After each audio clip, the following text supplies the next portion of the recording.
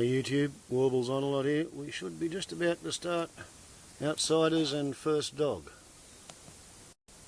on the Moon. Time now for Outsiders. I'm Barry Cassidy and you're not. And it is with deep and lasting gratitude that this program appreciates Mr. Cassidy's efforts each week coming in to do that while on long service leave. It's a pleasure.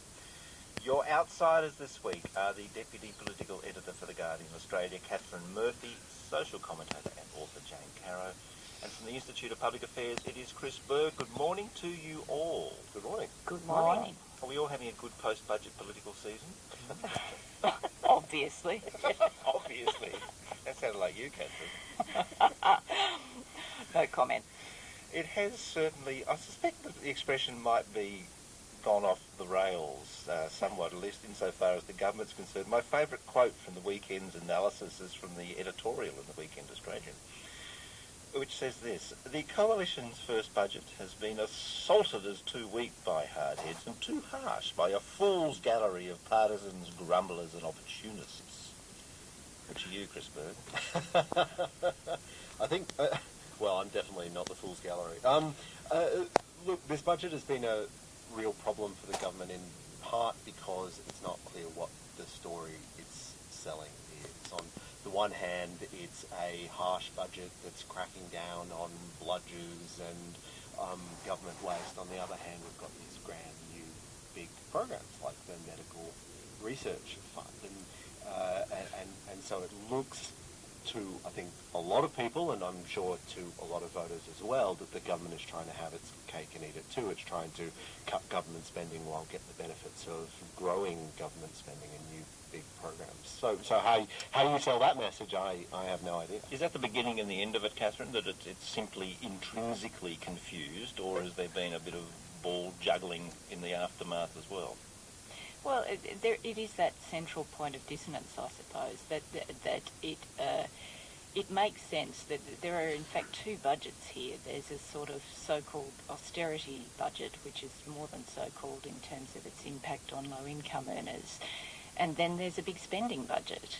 And those stories you can understand in isolation from one another, but together they're jarring, and they've been jarring on the night, and they've been jarring ever since.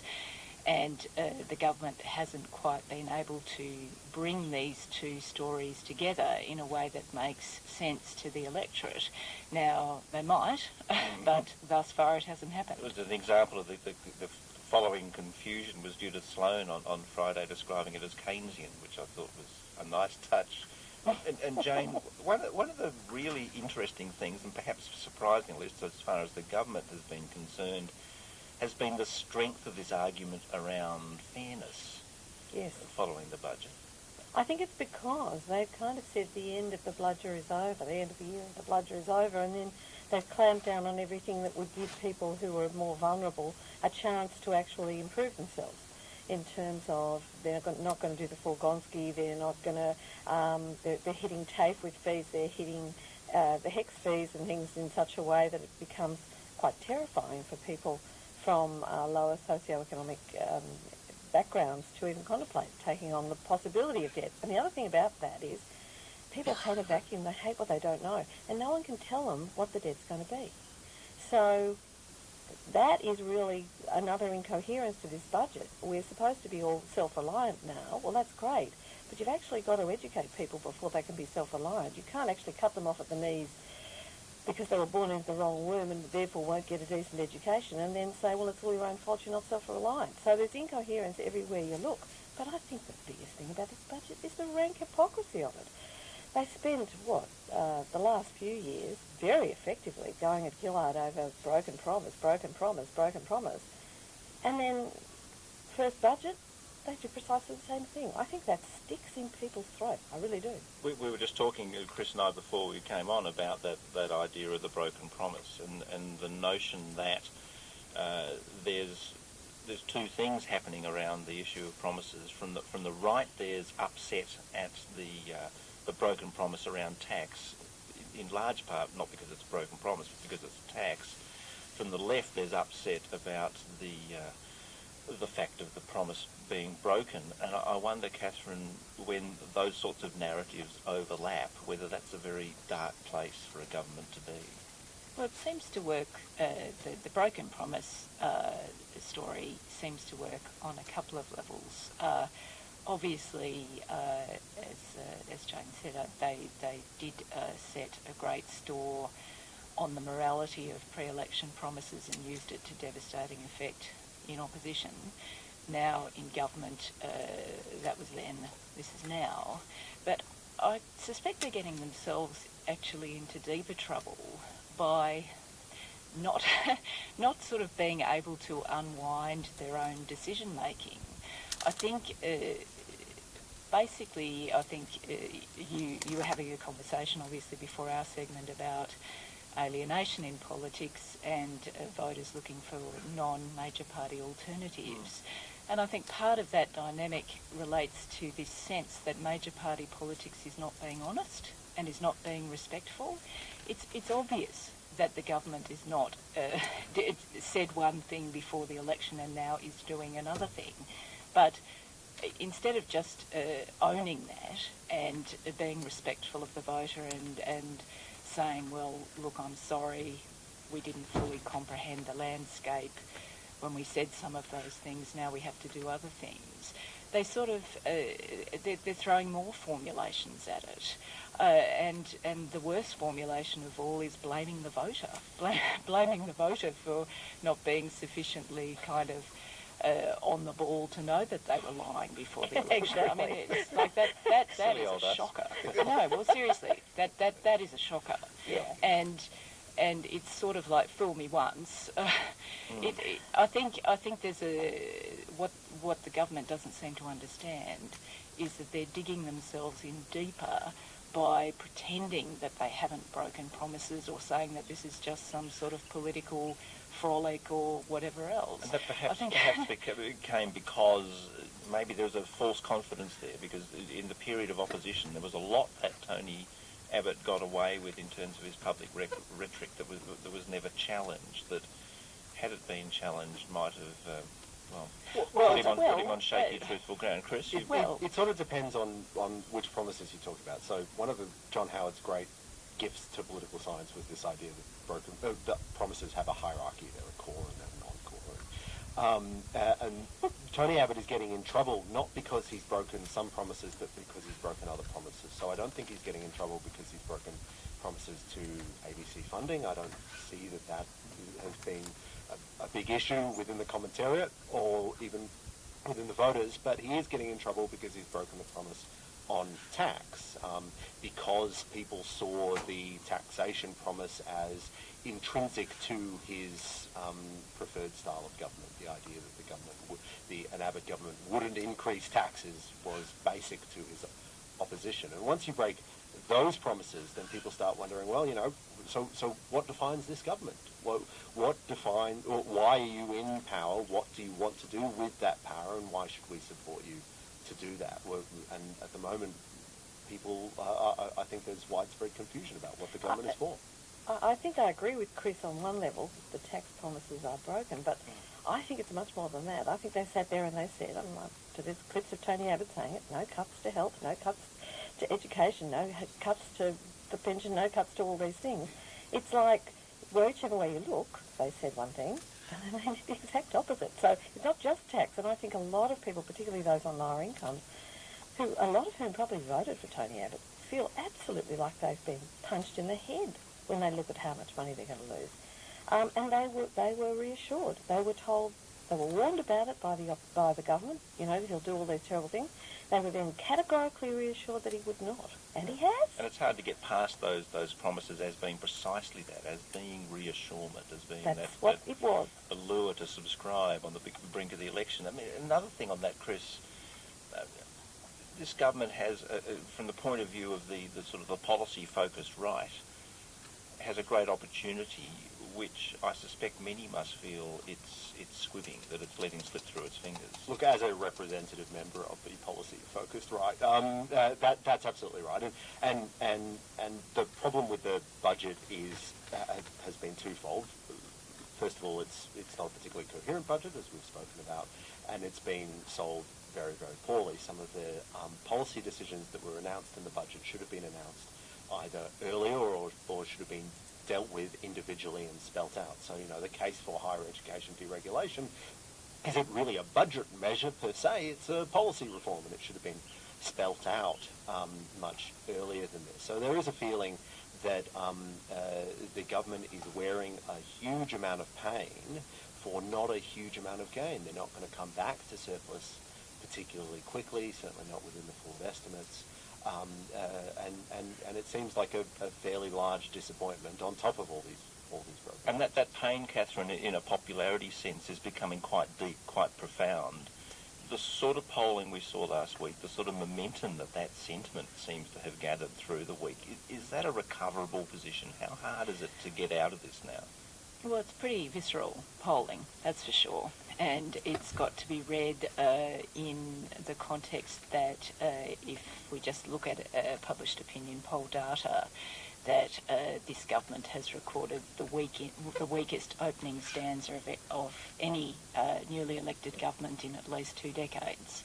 Now, is the government's position recoverable? Well, of course it is. It's 3 years until the next election. But I think central to the answer to that question is what they've learned from this period. Have they learned anything? And obviously we don't know the answer to that. In terms of arguing the recoverable nature of the position, couple of points. The Senate is likely to reposition the government away from some of the most punitive measures in the budget. So some of these things that we're talking about now may in fact not come to fruition. So that's the first point. Obviously, the voters have got to be convinced when we next go to the ballot box that Bill Shorten and the Labor Party represent a credible alternative when the lived reality of the last 3 years in government is still very much in the voters' mind. So that's another critical factor. Jane, just very quickly, with 30 seconds to go, the lesson that they needed to have learned out of this past week?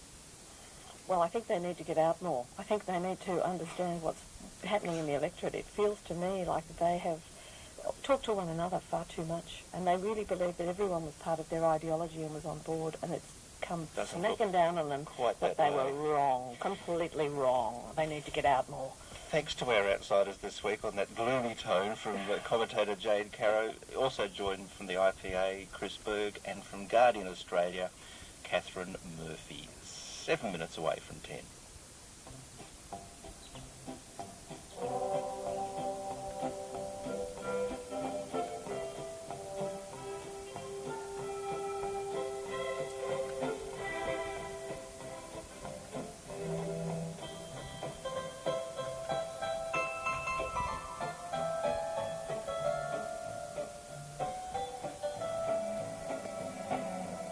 Hello, patriots.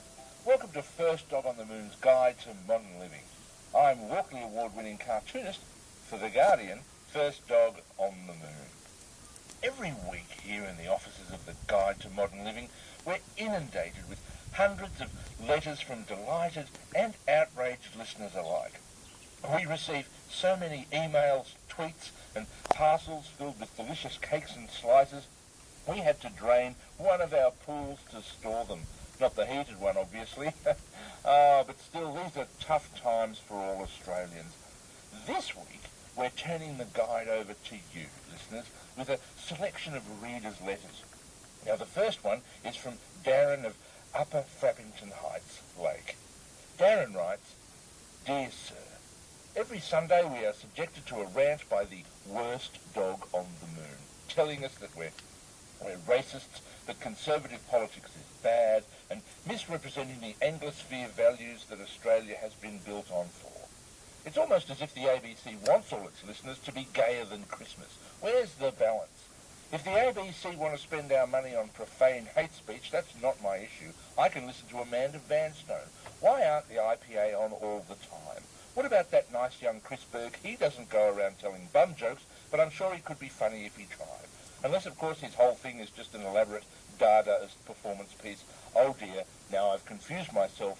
Keep up the good work. Warm regards, Darren. And another one, Dear Madam, I love First Dog on the Moon so much. I think she's obviously a beautiful person and have named all my children after her when I have them. I don't want to be weird about it or anything, but it's probably too late for that. Also, I have an idea for a cartoon. Keep up the good work. Warm regards, Tanya Plibasek, Canberra. Now, Tanya has also drawn a lovely picture, so thanks for that, Tanya. Dear Mr. Scott, what are you people even doing? I can't tell if you're lying anymore or not. When the Prime Minister says one thing and then 12 seconds later says the exact opposite, and if anyone complains, News Corp send a journalist to interview your pets about your drug habit, there are a lot of things I could spend $60,000 on, and a degree as a graphic designer isn't one of them. How hard is it anyway? In my day, we just used to cut out pictures from old women's weeklies and stick them on a piece of cardboard. Young people have a lot to answer for. Warren Truss, Canberra. Well, thanks for writing, Warren. Dear Mr. On the Moon, if that is your real name, I agree with Warren. The problem with young people these days is that they have a sense of entitlement just oozing out of them. Who knows where they learned it from? Just because everyone in the government got to go to university for free has nothing to do with it. We weren't all welfare-dependent ragamuffins slouching about the landscape with our underpants showing above our trousers. No. We wore nice suits and called each other hilarious nicknames like Grub and Quince and Whoops, my great-aunt Margaret. It's just not the same anymore, and we'll eat the flesh of the weak. Wait, did I say that out loud? Also, I have an idea for a cartoon. Warm regards, Christopher Pine, Canberra.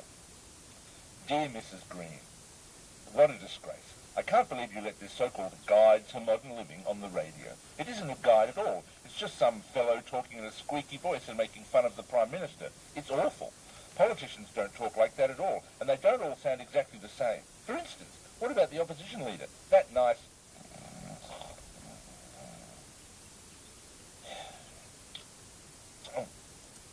Sorry. And here's another letter. Dear Mr. Moonperson, my name is Bilbo Fruiting. No, wait. Shut Bluting. Anyway, look, I'm the opposition leader, Bond Scootin', and... it doesn't matter. I just want to complain that you always make fun of me, and now nobody even knows my real name. It isn't fair. I even made a lovely speech that one time. Surely that's enough. I mean, it's really hard being opposition leader with the government being so hugely competent and everyone liking them so much. Also, I have an idea for a cartoon. Keep up the good work. Warm regards, Bob Flirting. No, that's not it. Stop voting. Oh, forget it. And finally, dear sir, the member will excuse himself from the chamber for 1 hour under 94A. Warm regards, B. Bishop, Canberra. Thanks for your contribution, Australia. It's been great. This has been First Dog on the Moon's Guide to Modern Living, proudly brought to you by the First Dog on the Moon.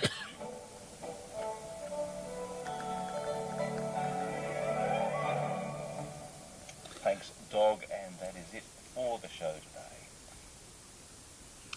There you go. Who could have predicted it?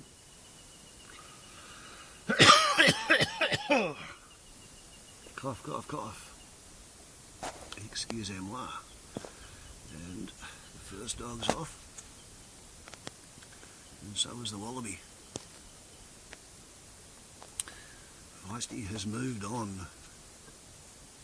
So what can one say? The Hockey Abbott budget is failing to fly. Clive Palmer says he won't support it. And Clive's a strange character. I was not aware that he made his fortune not by digging holes in the ground and producing minerals, but more or less by proposing certain things and signing up influential partners, following which, if the proposal failed and nothing was to come of it, then he found it reasonable to exercise in a field of endeavour which he described as being his favourite hobby, which is apparently litigation. It's quite an exotic favourite hobby for somebody who's not trained as a lawyer, but that's apparently what he said in an interview For something like a book of who's who, you know, like, this is what they say about themselves. He was asked the question, what's your favourite hobby? And he responded with litigation. Well, if he's found himself in a position as a civil citizen to sue people for breach of contract and claim hundreds of millions of dollars and be settled out of court, then that's an interesting way to accrue a fortune and B, a reputation as a mining millionaire. To have a go at doing it one more time, and this time with the Chinese government as a patsy, when the Ponzi patsy scheme seems to go wrong just after the Chinese have finished spending $1 billion and having already paid him a fair chunk, at a time when the iron ore prices are dropping to the point where it's not worth digging magnetite out of the ground because it's too expensive to process, to have a member of the Australian Senate being sued by the Chinese government mining companies, steelworking companies, that's a bit of an international oopsie. So it's been an interesting week in politics in Australia. The salient point in the budget disquiet from my point of view is that there has not been enough discussion on the sociological effect on the fabric of the Australian community of saying to all the under 30-year-olds who may not have a job, but quite a number of cases have already completed all the TAFE courses that have been on offer to retrain them. They're fully qualified to get a job, but the point is they can't find any jobs. In an economy that's unravelling, to say to those people, oh, well, you must be earning or learning, just as we increase HECS, cut funding to TAFE, and require that people pay an upfront fee to TAFE before commencing a course, on the understanding that they hope to get the fee refunded if they pass the course. So to somebody who's got no money, they're being asked to borrow money to go into debt to study at a course that doesn't exist, for a job that's not there either. And if they can't jump through that particular hoop, they're supposed to either magically create a job for themselves or move somewhere where the job might be, so that instead of having social and family and friendship community support networks and people who pass the time of day with them because they remember them in better times, they're required to go off and become itinerant, floating, drifting strangers somewhere else in the hope of getting a job. When they get there, they discover there's already an existing flock of unemployed who are competing for whatever jobs hypothetically exist in that location. Well, it's going to leave these people in a situation that I've never seen or contemplated young people in Australia being in. I've always been able to say to any Australian who's out the front of the House of Follies because they've been arrested for committing some kind of a property crime in which, to enrich themselves, or they're stealing from a shop, I've always been able to say to them, well, you know, don't try to justify that because we live in a country where it's not possible to starve to death because you haven't got any food. All you have to do is turn up at the local police station and tell them you've got no money and no food, and they'll take you to the Salvation Army who'll give you a food parcel. That'll keep you going while you're applying for the unemployment relief. And, you know, like at the very bottom of the pile there used to be a thing called a special benefit for, you know, somebody who didn't qualify for any of the other pigeonholes, but if you don't pay them the dole, then they are reduced to having to steal for food. So anybody who's under 30 is in that situation for a period of 6 months. Not after 6 months of being on the dole, then it's going to be cut off. 6 months from the day they apply for the dole before they're allowed to be paid. And when they get paid, they're expected to be work for the doling. So they're not going to have any time to actually use the money that they've suddenly got after emerging from a pipeline of 6 months of, I don't know, I guess they're going to become Breathairians, are they? Live on fresh air and sunshine while looking for a magical job that doesn't exist. It's going to be interesting in northern Tasmania where 26% of the population doesn't have a job and 50 or 60% of the under 30-year-olds don't have jobs.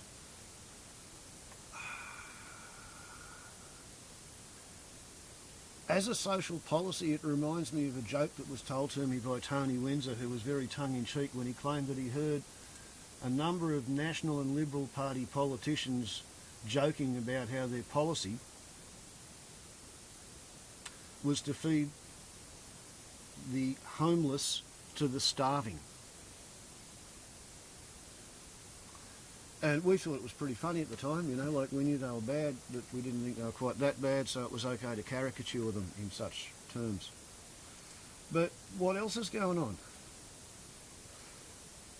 1.5 New Start allowances for 6 months is equal to the $10,000 that they're going to offer anybody who will provide a job for somebody who's over 50 and has been in receipt of Social Security for more than 6 months. The $10,000 is coincidentally about half a disability support pension, right? They're about 20 grand a year's worth.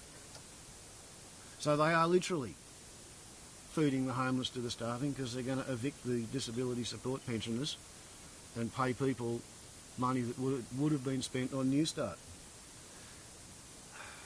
to young people. The story is that if you earn over $120,000 a year as a household, you'll lose less than 1.5% as a result of budget changes, and if you earn less than $30,000, i.e. you're on some sort of a social security payment or really low paying work, then you'll lose 15 to 18% as a result of the changes announced in the budget, and it's not going to make any great change to the nation's deficit, the national debt, because we're spending $24 billion on 72 F-35 Joint Strike Fighters, which are the aeronautical equivalent of a camel being a horse that was designed by a committee. We're talking a supersonic, vertical takeoff and landing stealth fighter that's capable of vectoring in forward flight thrust, because the Americans found it necessary to be able to emulate a Russian fighter that could do a thing called the Cobra manoeuvre, which is effectively fly very fast in a straight line and then suddenly stand up on its tail with its nose in the sky and then lay its nose back down again without stalling or without appreciably gaining any altitude. It's only useful if you want to get up as high as you can in the sky and then fire a missile at an overflying satellite. So that's one of the things that the Joint Strike Fighter is designed to do. It's got to be able to perform the Cobra manoeuvre, and it's got to be stealthy, it's got to be supersonic, and it's got to be able to do a vertical takeoff and landing, because it's a multi-role thing. And not all of them are going to do that, but I think they've got a 15,000 horsepower lift fan just behind the cockpit, run with a drive shaft and an angled gearbox off the front of their jet engine. So it's overweight, it's overly complicated, it's prone to failures, they haven't made it fly right yet, it's way over budget, and we've just committed to buy 72 of them, kind of off the drawing board in the hope they're going to work. Reminiscent of the F-111 fiasco back when I was an infant. And we need 12 submarines at another $12 billion, because at the moment we've got 6 submarines, but we can only get crews for one of them because our naval bureaucracy is it's impossible to work with if you're a competent marine engineer. So every time anybody gets to the point where they know how to work a submarine, they remove themselves from the Navy because they can't stand the flavour of the bureaucracy. But anyway, that's what we're going to do. And instead of actually delivering known existing health technology, i.e. medicines and treatments, and preventative health strategies, stuff that's known to work as a result of previously conducted research, we're going to rob money from that and charge people to go to the doctor. Once again, we're not going to let you have the first couple of visits for free, so that if you are crooked, you go, and if you're starting to think that it's an enjoyable pastime, then you are dissuaded from going because it costs more. We're not going to do anything like that. No, everybody's going to pay for at least the first 10 visits. So just discourage anybody who's starting to get sick with something serious from going to the doctor, and see if they can die off, and that way we won't have to pay them a pension, will we? I think there's something like that going on there. Get rid of dental health for pensioners. That way it'll increase their heart disease rate, and that'll get rid of a few more of them. So there's a few built-in nasties in the budget like that. But everybody's completely worked up over the fuel levy, completely worked up over the deregulation of the universities. It's completely worked up over the broken promise and the bald-faced lies and the absolute ideological certainty that everybody was going to be happy to be led by a bunch of neo-fascists into a sort of conservative dreamland where the government doesn't have to raise any taxes because they don't provide any services because everybody sinks or swims on their own merits. As far as I can imagine, about the only rational excuse they could have is if they've finally taken it on board that accelerated greenhouse effects are going to cause such global warming related extreme weather events, you know, like 15 days above 22 degrees maximum temperature in Sydney in late May and another week of it forecast. So we're smashing all records for warm winters in Australia as we head towards a big El Nino. Maybe Tony Abbott knows that we've got such vile, foul, destructive weather coming that it's entirely likely that governments are not going to be able to provide any services because we're going to have our means of communication dismantled by the extreme weather events. And they're getting society ready to go back to a medieval state where we need knights and dames running around on armoured white horses to keep the peasants and serfs under control. It's all getting very sad. But anyway, I've got a swamp wallaby over there who'd like to be fed.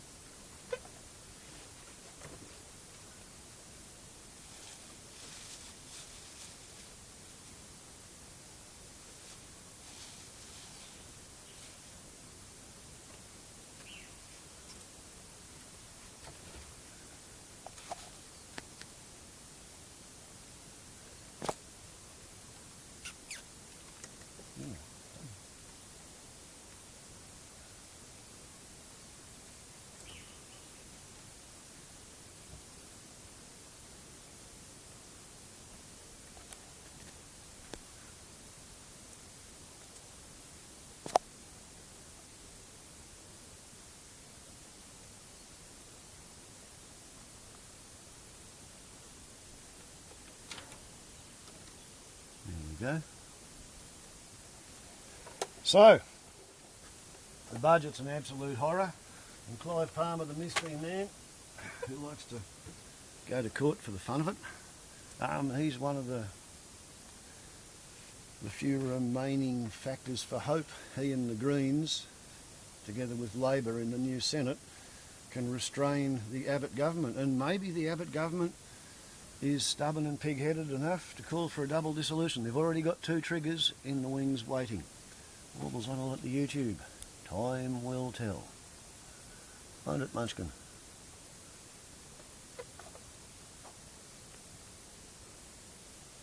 Ciao.